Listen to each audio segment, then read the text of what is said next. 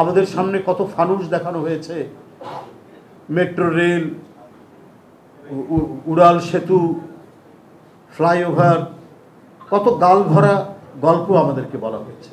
কিন্তু একটা জাতির যে মেরুদণ্ড, তার যে উপযুক্ত শিক্ষা, সেই শিক্ষা কার্যক্রমকে ধ্বংস করে দেওয়া হয়েছে। এটাই ফ্যাসিস্টরা যুগে যুগে করেছে।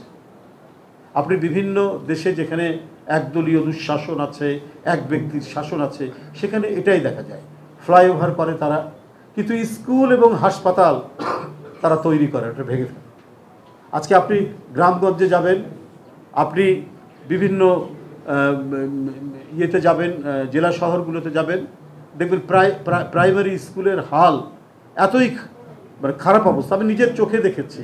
আমার বাড়ির পাশে মালতীনগর হাই স্কুল বলে একটি স্কুল আছে বগুড়ায়। ওই স্কুলের ভিতরে উই পোকার ডিবি হয়েছে, এবং এরকম আরও বিপন্ন, বিপর্যস্ত